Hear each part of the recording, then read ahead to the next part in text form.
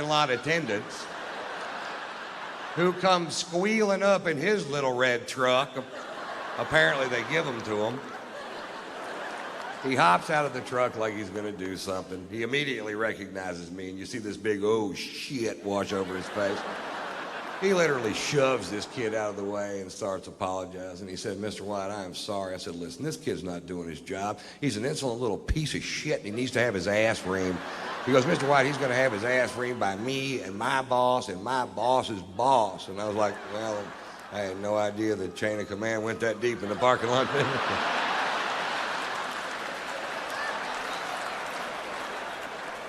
He said, Mr. White, let us take your Range Rover. We'll wash it for you. We'll fill it up with gas. We'll park it, no charge. I said, don't park it here. I don't want this little prick to key it. He said, we'll park it on the other side. And I said, fine. So I go have a nice lunch and take more pain pills. Getting a little better mood. Just had my gums scraped, you know. So I walk outside and my Range Rover is shining like a new penny, and I hop in and I fire it up and it's full of gas, and I could have left.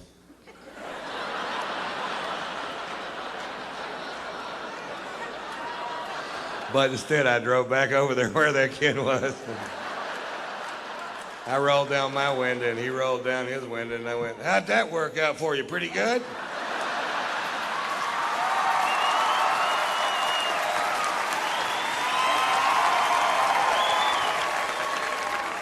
And here's the moral of that story. Don't fuck with me when I hadn't been drinking.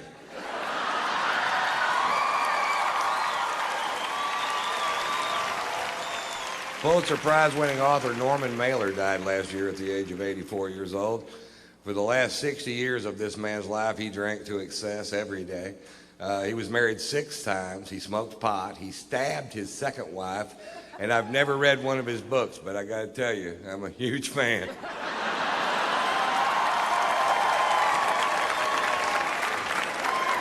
We've had a blast since we've been here, man. I tell you, we went out last night. I got so drunk. I woke up this morning and somebody had shit my pants.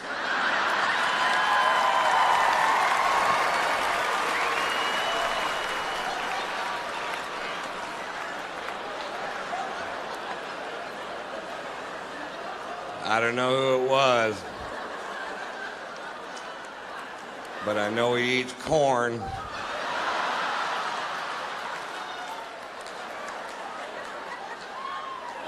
And cake. Corn cakes, I think is what it was. I just got back from Europe. I took my son, Tater Tot, to Europe. We were in Spain during the running of the bulls, but we didn't go to the event because we couldn't figure out why you would. The people that we know that live there were pitching this really hard, and they said that this event's been going on for over 500 years. And I'm like, what? Really?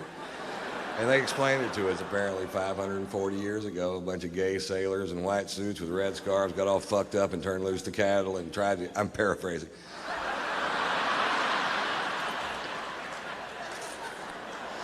They got all fucked up, tried to get out of the way and couldn't, and it ended up, the town was such a borehole that compared to everything else that was going on there, this seemed like fun, and they kept doing it for 540 years. And like, I still don't want to go. And this year, 2 people died, and they said it was a huge tragedy. But I think before you call something a huge tragedy, I think you need to first determine exactly which 2 people died. Maybe it was 2 people we didn't need. They weren't very bright, I can tell you that for sure.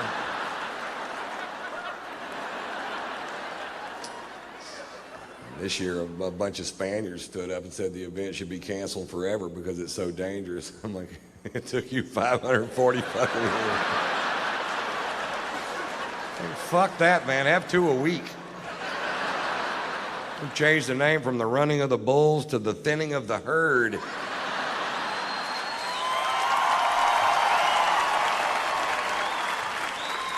We'll have the final event at Talladega, call it the dodging of the NASCARs. You ready? Go. Vroom, pop. They're quick, aren't they? You might want to turn your wipers on, Dale.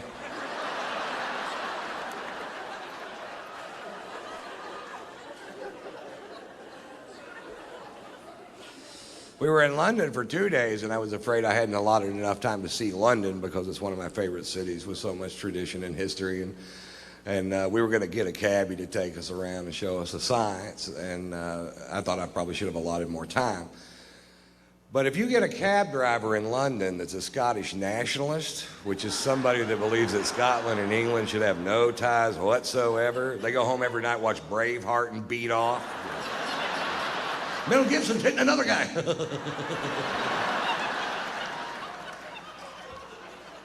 If you get a Scottish nationalist for a cab driver in London, you can see that city in about 10 minutes.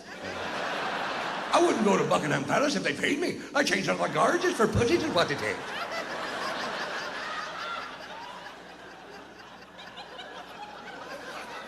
What? Are we going to see Big Ben? I told you to look to the left, you look to the right, I'm getting paid by the mile on the minute.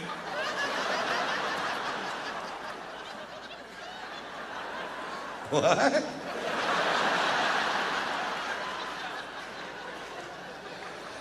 Whatever, dude. What's this building? It's your fucking hotel, get out. Yeah, what are we going to do with the other day and 3/4? Because the food's awful.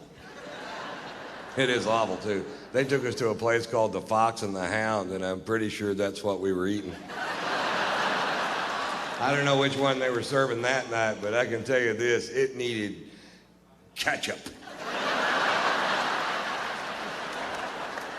And they didn't have any ketchup.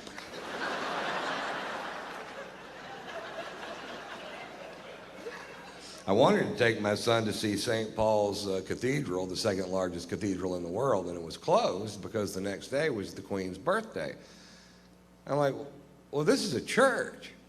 Jesus doesn't take a day off because this woman aged. What if this were the day I wanted to give my life to Christ? It wasn't. But what if it would have been? I'd have been screwed, that's what. I have no idea what you'd ever get the Queen of England for her birthday. That's got to be a tough old broad to shop for, doesn't it? I bought my wife a breast implant for her birthday, and I've never been a big fan of plastic surgery, but I got to admit, I've had a lot of fun playing with these things. I haven't given them to her yet.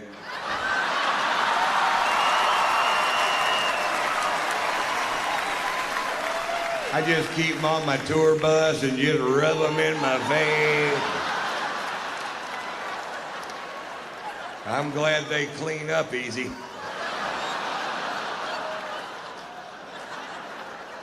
What?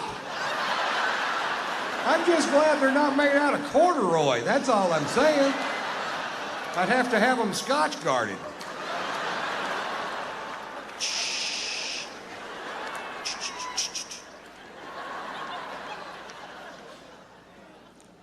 I find it a little ironic that the product that I use to keep from ruining my sofa should I spill my drink on it is actually called Scotch Guard.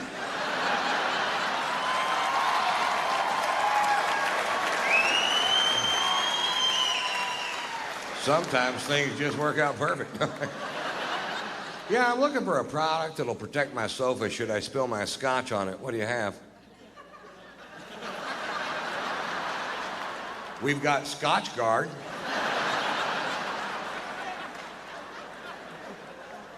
Yeah, let's go with that. Do you have Vodka Guard? How about Sperm Guard? It's a busy couch.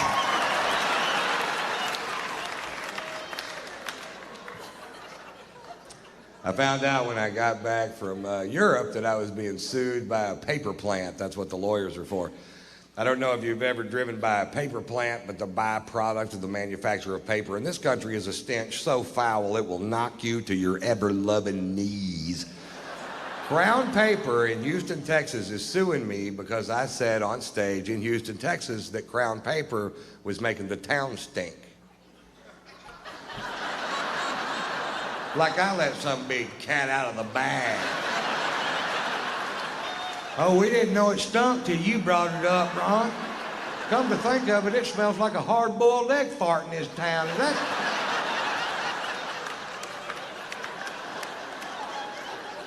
that somehow your fault, Mr. White?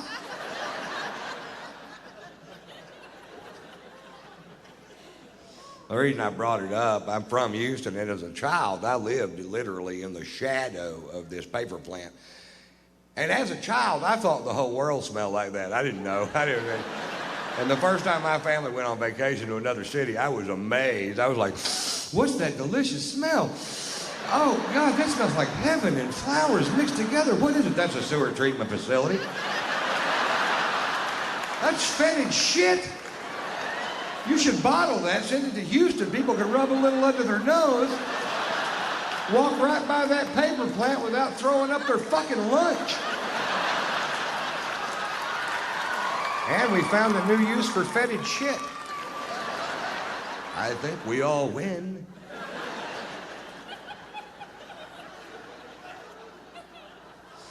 Actually, the reason I brought it up, I'm from Houston. I don't live there anymore, and I was just back in town doing some shows. And one morning I was reading the Houston Chronicle, and there was an article in the paper about that particular paper plant, and it said in the article that depending on which way the wind was blowing, that 2 million people could smell the stench produced by this one paper plant at a time. That is a big odor. If it was music and 2 million people could hear it, they'd make them turn it the fuck off.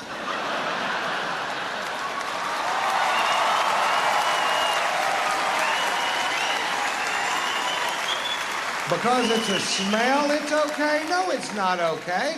Find a way to make paper that doesn't stink. It's not like you're trying to make catfish bait out of cabbage, goddammit.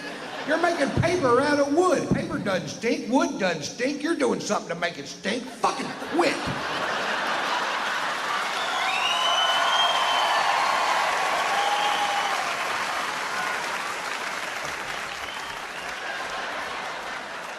That's me dancing on my soapbox.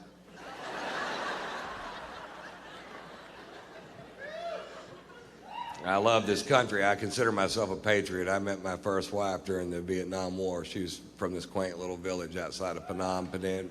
I can never pronounce that word. Vancouver.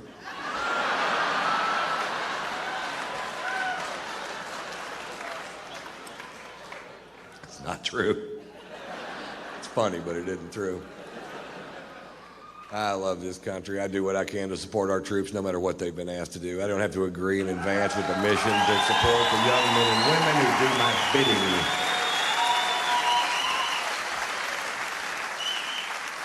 Last year I went on a UFO tour. UFO.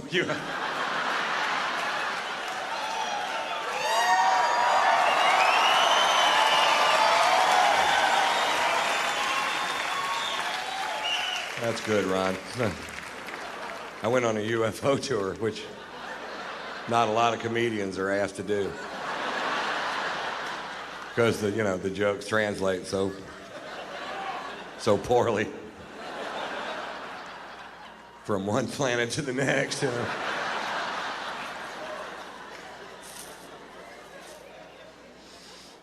These are legal aliens.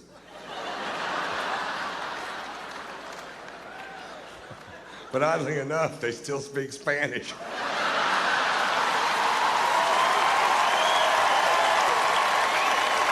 I went on a USO tour, and I'll tell you the difference. Earthlings. I was in Germany for 10 days doing shows for troops going into and coming out of Iraq and Afghanistan, and they asked me to go. Time, man, we're just... I'm really in love with my wife. She's so talented. We have a fun life together, and we're there. And then one day the phone rings, and it's Doc, and he goes, "Aren't you guys in Monaco?" And I said, "Yeah." He goes, we're going to be in Monaco tomorrow. Why don't you come party on the yacht? And I said, fuck yeah.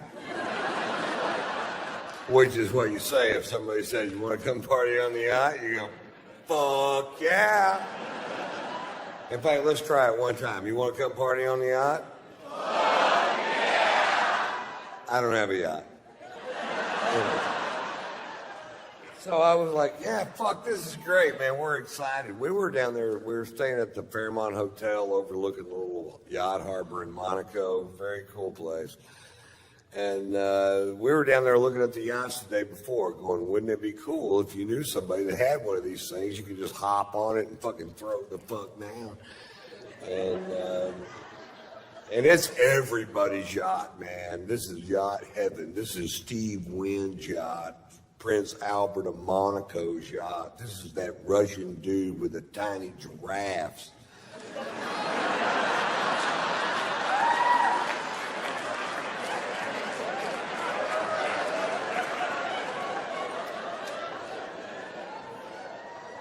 Anyway, they're coming in at 6:30 the next evening, so the next morning we wake up, or next afternoon we wake up and we go have this amazing lunch, and we're drinking this fucking great wine from France, probably. That'd be my guess if I had to guess, and I did have to guess. France. And we were just having a great day, sex, and just a fucking, and then we go down to the fucking harbor that evening at 6:30. Sure enough, Doc's backing in a 165-foot yacht. I'm not sure that's how they do it.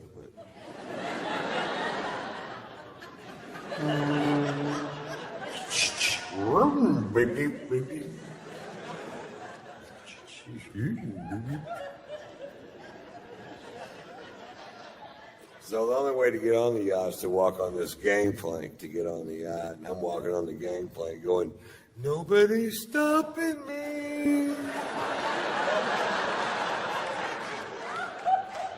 And we get on the yacht, and there's our friends from California halfway around the world. Are you fucking kidding me? How much fun are we having? I'm hugging everybody. There's a bunch of people on the yacht. We're hugging. Anytime I'm hugging you and I'm in a strange place, what I'm really doing is looking over your shoulder trying to find a bar. That's why I'm turning you.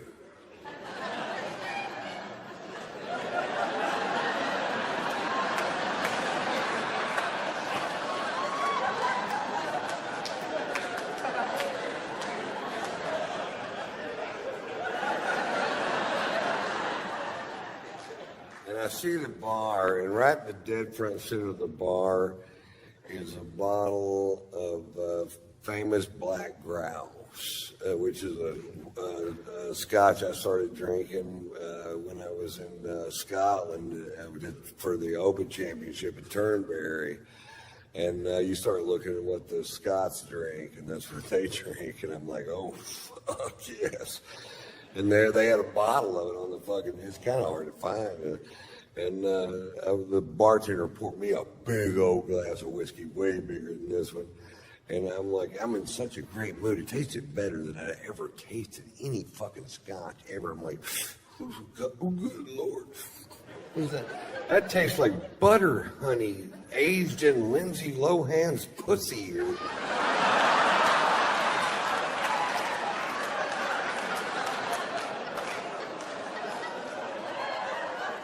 It tasted so good, I decided to skip dinner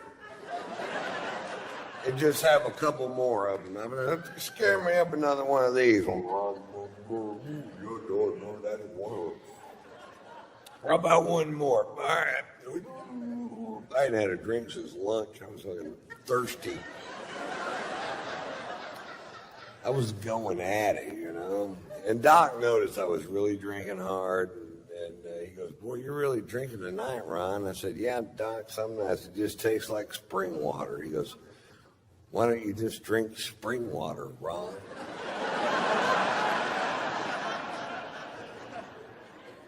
I don't know, I'm not a fucking doctor.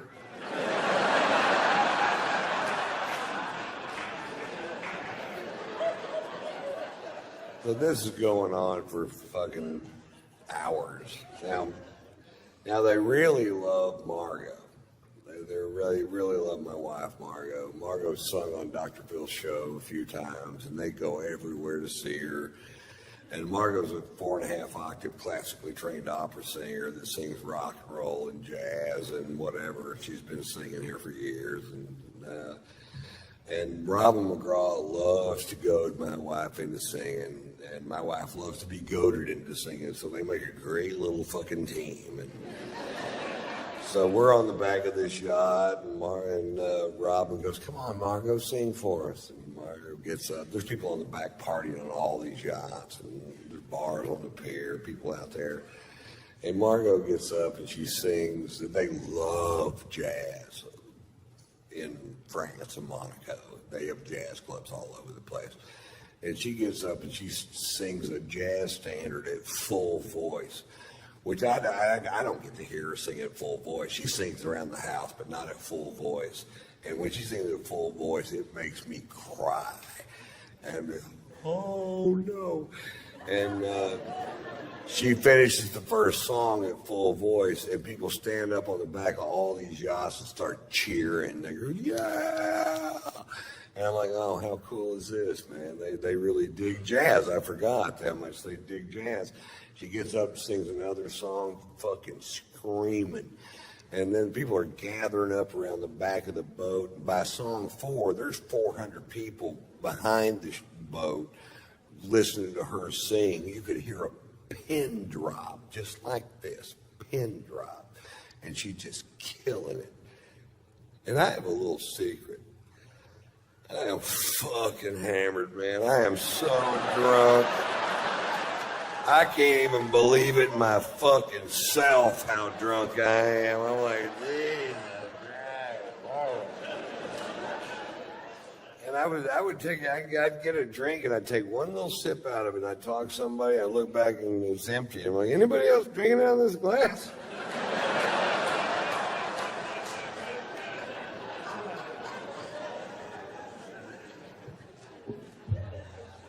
Miscalculation.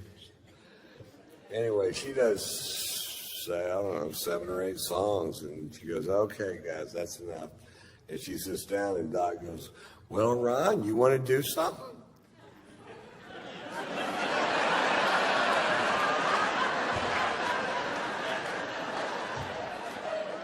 Now, I got to preface this with he's on vacation with his best friend and head lawyer and his wife, Mary Pat, and they're Baptists from Dallas, and they're a little fucking straight. And they're about to find out my secret.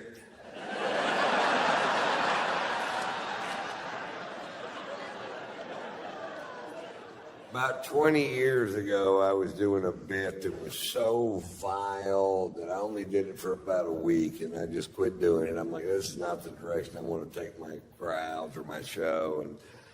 And I have no idea why I picked that night to dust her off and take her for a spin.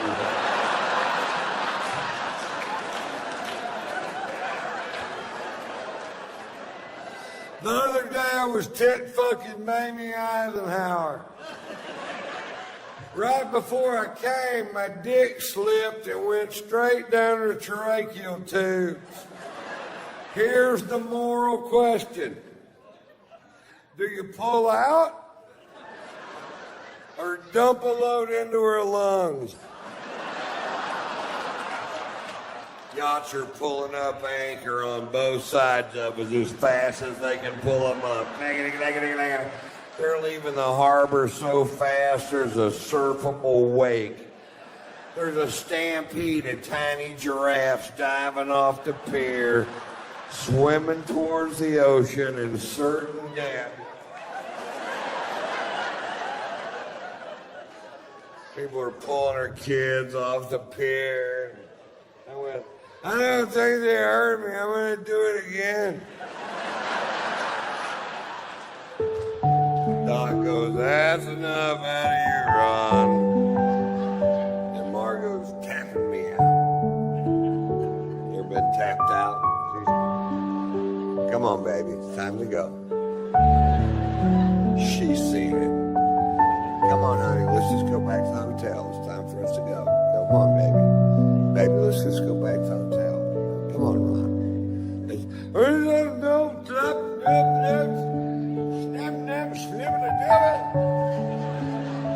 And I speak fluent drunk. That means I don't know why you want to why you want to leave. I'm having a perfectly good time.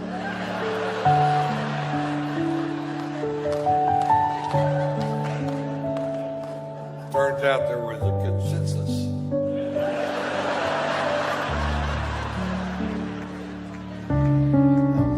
Okay, I'll leave.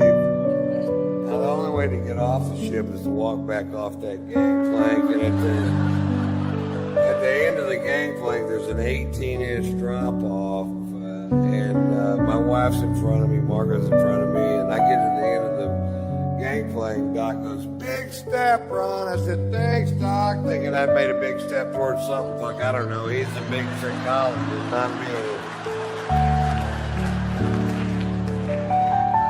It's amazing how much speed you can pick up in 18 inches.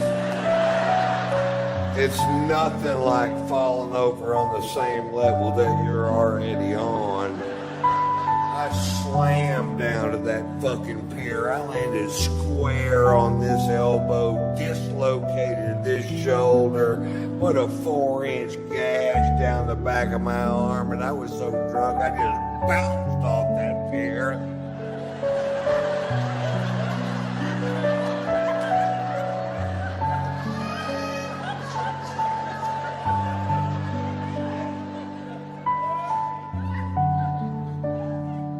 Fade to black.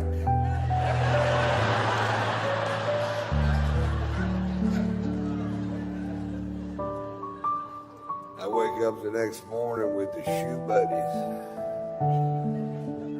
All I can do is lay there in bed and go, shoe buddy.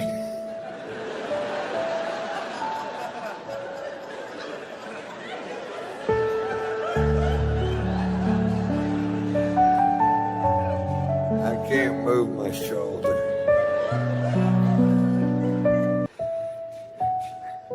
Excuse buddy. My shirt stuck to my arm with blood and giraffe hair and whatever the fuck else you find on a pig.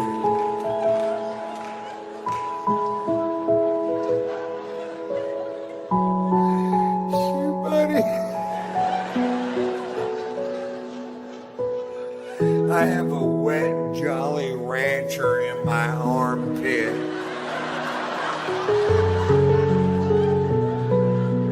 Sour apple.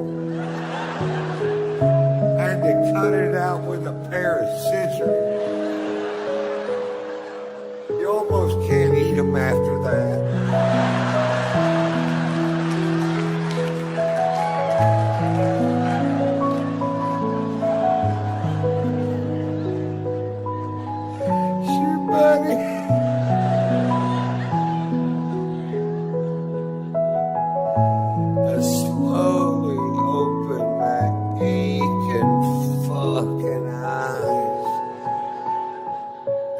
Margo.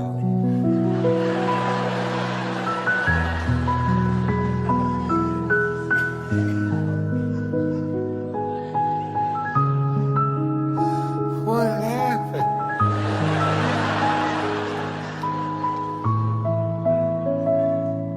You got really drunk last night, Ron.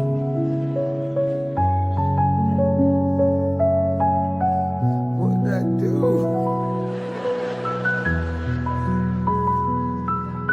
Well, you did the tit fucking Mamie Eisenhower story.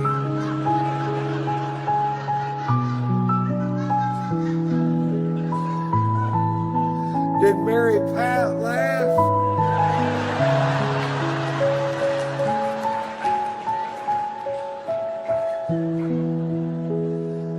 Mary Pat left is what Mary